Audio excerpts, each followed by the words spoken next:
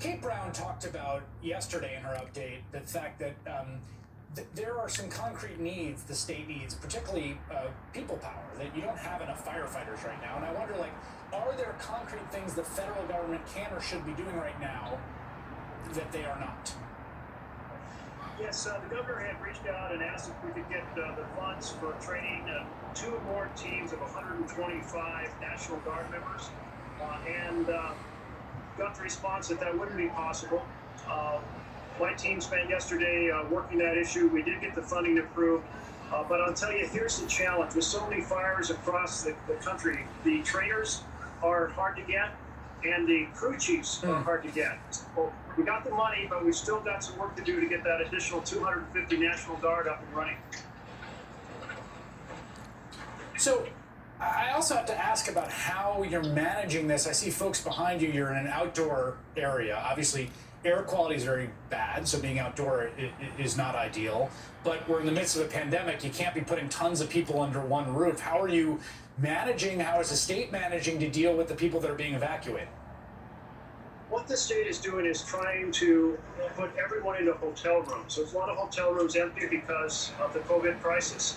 And getting that distance, I did visit a very, very large government facility today that has widely spaced cots in it.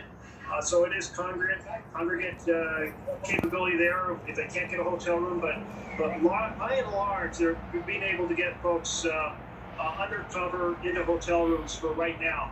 If there was another surge of refugees from the fires, evacuees, then that won't be possible. But for right now, it is. What is your anticipation of the trajectory of this? I mean, is the expectation now that this is going to grow and get worse? I know there were two fires in Clackamas County that looked like they might threaten to merge.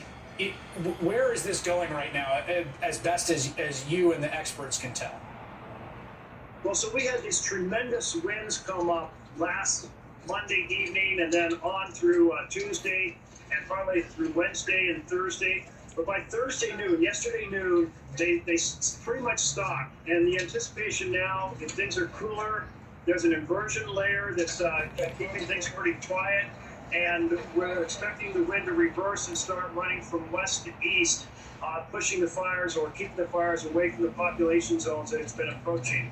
So we hopefully, if the winds conditions stay as it has been the last 24 hours, we might be through the worst of the raging fires rolling down the valley. There was some concern about Portland. It seems to me like that's obviously my understanding is that Portland's never been evacuated for wildfires before, and obviously it's the largest population center in your state.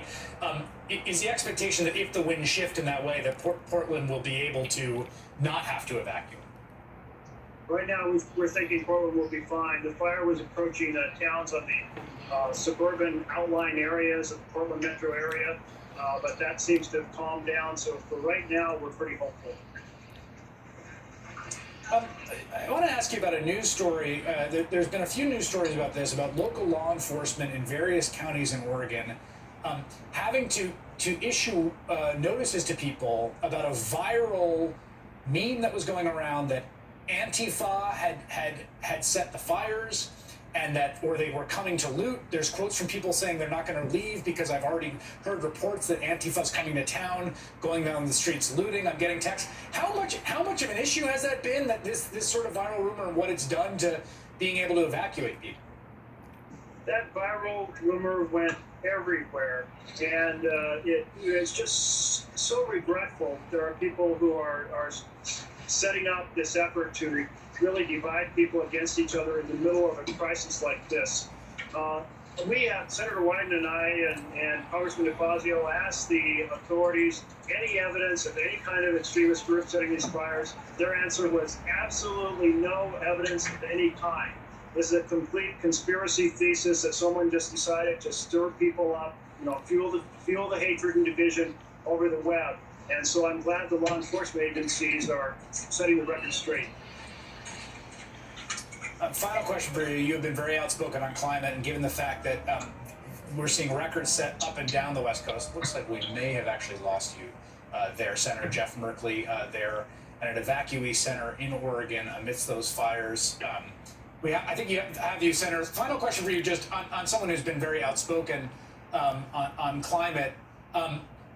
What this urgency that you feel in the wake of this when you go back to Washington on this issue? Oh, this just puts an exclamation point on it all.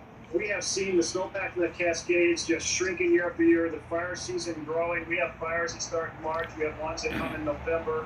In California, it's a year-round now. It's affecting the farming, the fishing, the forestry. So this is not an urban issue versus rural. This is like attacking the foundations of the rural economy. It's affecting the quality of life of the urban world. We've got to all team up together, put all party considerations aside, and really have an incredibly robust effort to pivot next year in 2021, have a massive national effort to take on climate, and then put America back in the leadership of the world, bring the rest of the world forward. Otherwise, the whole planet is a tragedy of the commons. Everybody will suffer, and everyone will wonder why the hell people didn't act. We have to act. All right, Senator Jeff Merkley there in Springfield, Oregon, making the rounds of his state. Thank you for taking some time with us tonight, Senator. I appreciate it. Next, as college towns become the new hotspots for coronavirus outbreaks, we stumbled upon a video that is a prime example of where the breakdown is happening. You don't want to miss it.